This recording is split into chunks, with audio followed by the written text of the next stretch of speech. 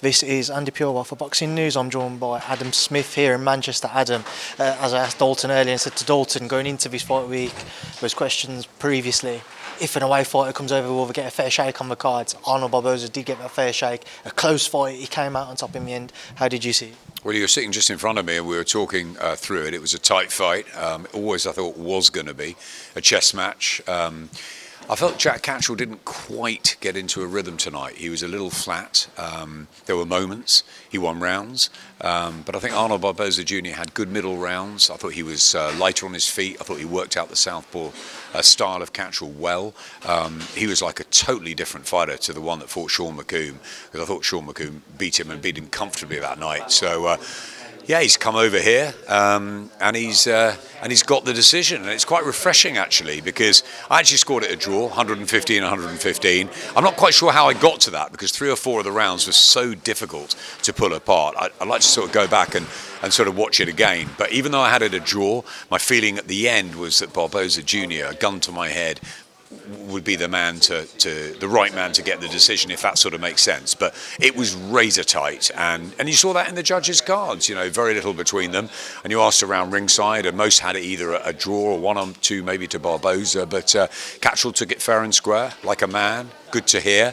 And I think his other loss was so different, because we all felt he beat Josh Taylor in the first fight. So this one, you put your hands up. I just don't think Catterall quite got it right tonight, but you take your hats off to Team Barboza, who did get it right by boxing beautifully at times against the southpaw.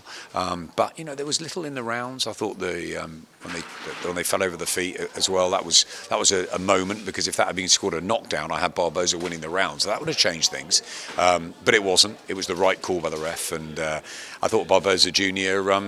Goes home with an unbeaten record and his big win, WBO interim lightweight champion. And if Teofimo moves up, he becomes the champion away.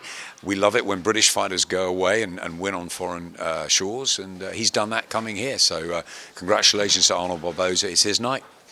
Just something with Jack Catterall, where do you think he goes to next in terms of what's going to be out there, where he wants to guide his career and this next step?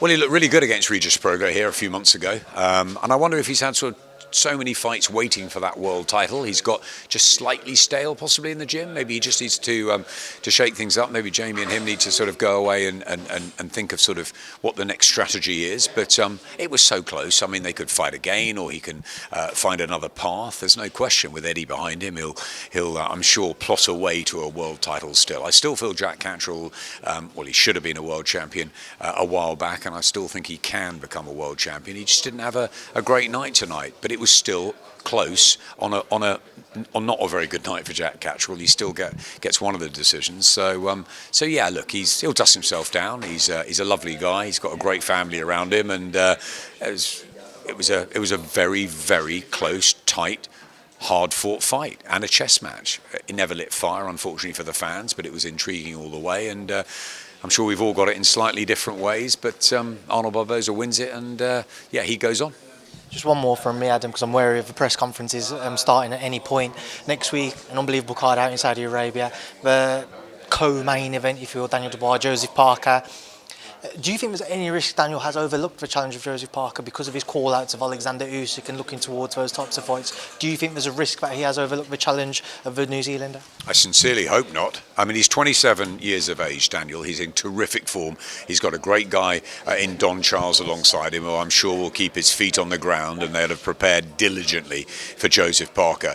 But Joe Parker is on real form himself, and that beautiful synergy he has with Andy Lee and George Lockhart, and they've worked very, very hard. The fact that Joe's been out the ring a little bit longer than I would have liked, I think, is a slight disadvantage going into this. And Dubois is obviously younger, fresher, and punches very hard.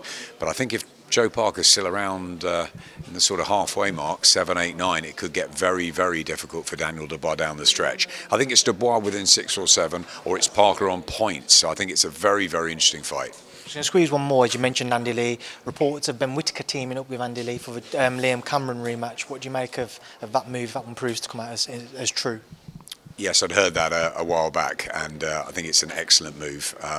Yeah, look, Ben's had good coaches, obviously, Joby Clayton and the others of the team so far, but he obviously needed a change after the Cameron first fight. He has the rematch. It's a must-win fight for Ben Whittaker.